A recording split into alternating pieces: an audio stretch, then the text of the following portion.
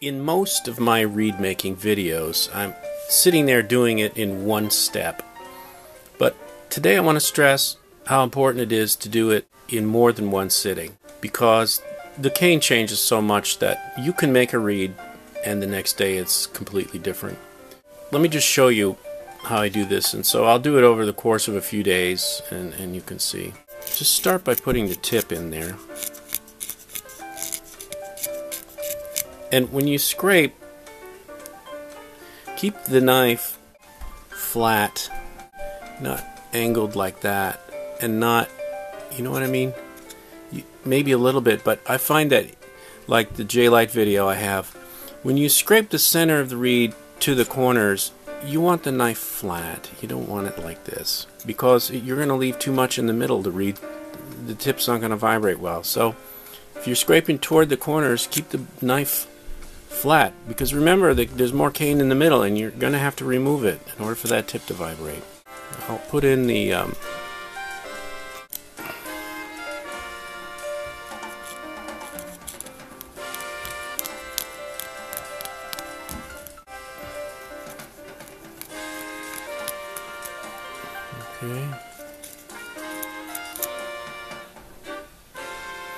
There's the other side.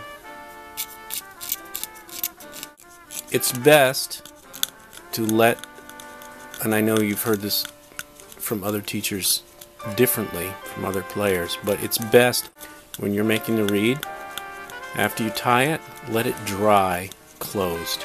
Don't open the end, okay? Because it's just going to blossom open. You'll never get the opening to close after it dries. Alright, so that's basically how I start it on both sides. Now, once you do that, just scrape the channels, 4 or 5 scrapes. Yeah, get the bark off. Alright, let's do this one too.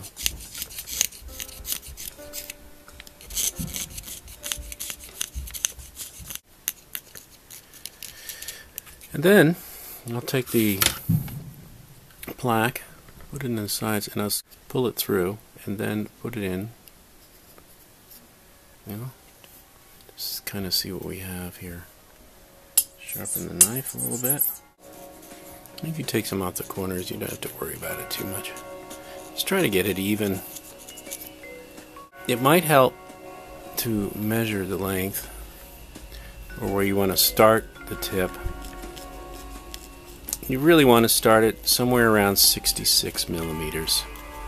I don't usually play reeds that are shorter than 69 or longer than 70. They're usually in between 69 and 70 millimeters in length. So we'll get the backwards ruler here. A little something. Yeah, it's pretty close. Now we just want to clean it up a little bit, clip it, see if it makes some noise, and then let it sit.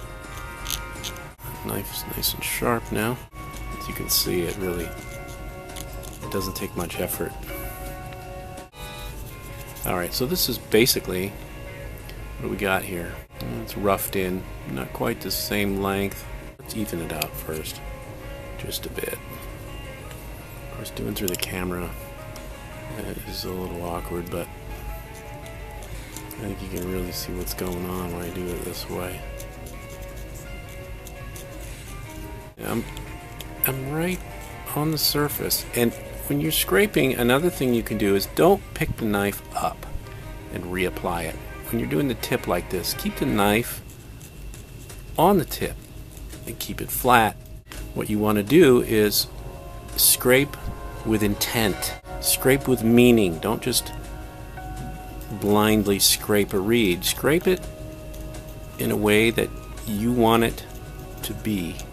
And by keeping the knife flat and on the surface of the cane as you scrape it, your intent will be seen better. You'll get better results.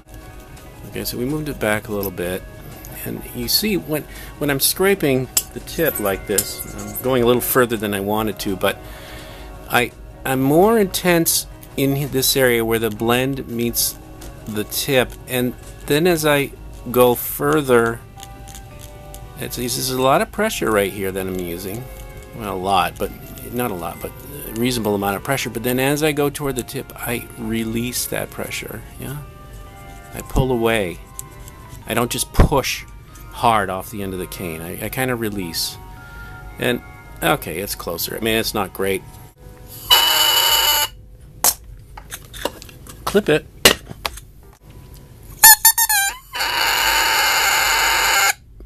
Now, this is the first step. It's not pretty, but this is how I start the reed, and then I set it down, let it dry for 1 or 2 days.